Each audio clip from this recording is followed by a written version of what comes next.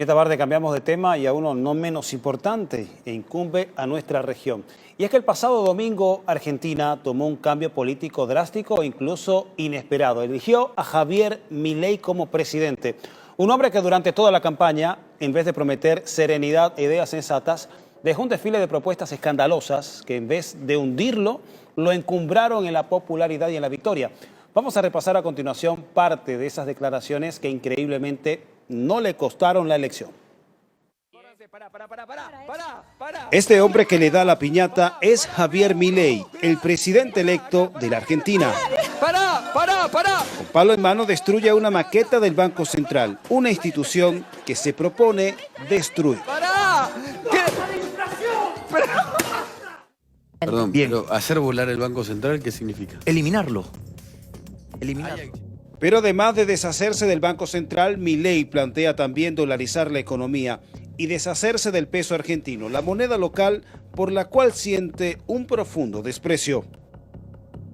No, y no quiero que haya más moneda local, porque es la moneda del político argentino. Por ende, no puede valer ni excremento. Además de ofrecer un país sin inflación y sin moneda propia, la utopía de Milei es la de una Argentina sin empresas públicas.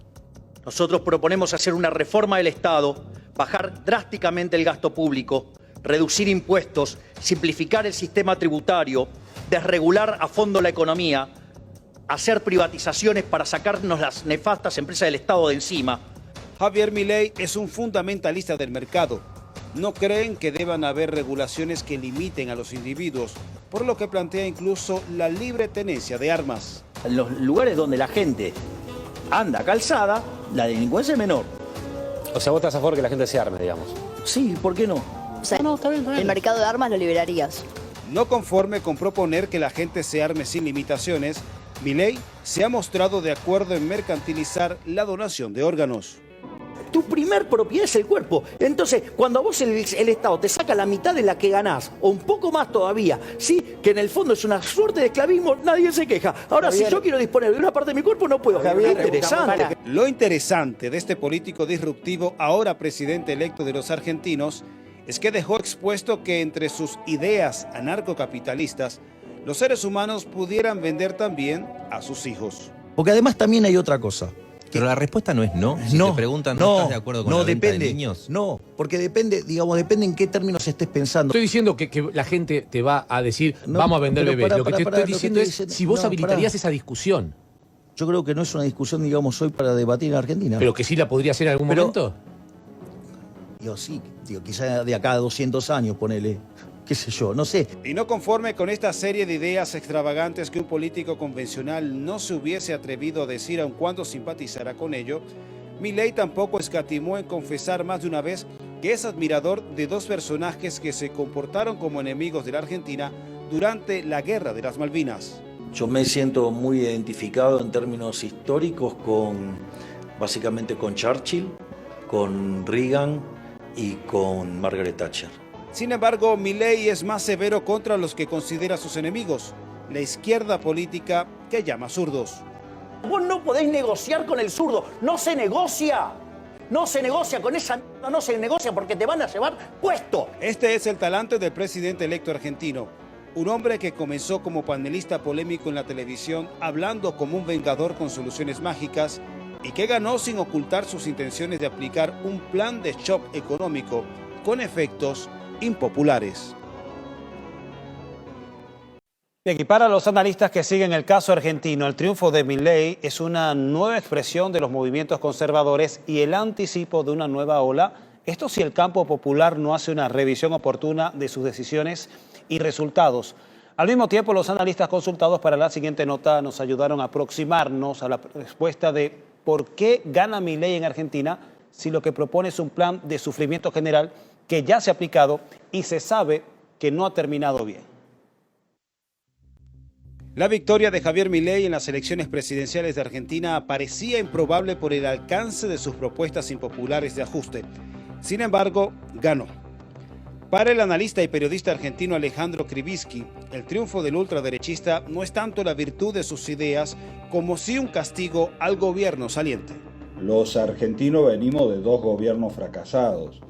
O sea, la heladera, la nevera de los argentinos se vació con Macri. Y en el gobierno de Fernández no se volvió a llenar. El gobierno de Fernández, el único logro que tuvo es haber conseguido las vacunas para la pandemia. De acuerdo al analista Ivonne Alves García, el voto por Milei tiene mucho de un componente de hartazgo con el sistema y es un llamado de atención hacia las nuevas agendas progresistas. Muchos argentinos han sentido que los gobiernos de Cristina Fernández de Kirchner y Alberto Fernández pusieron mayor énfasis en políticas de géneros y agendas progresistas, a veces percibidas como desvinculadas a las necesidades urgentes de la población, como la alimentación o la educación básica. Este sentimiento de hartazgo general lo capitalizó Milei a pesar de su programa político. De acuerdo al analista Marcelo Ramírez, buena parte del votante argentino eligió castigar a un sistema más que suscribir un nuevo modelo. Pocos saben en realidad de qué se trata el programa económico o el alineamiento internacional de Milei. Simplemente esto no está en consideración de la gente común.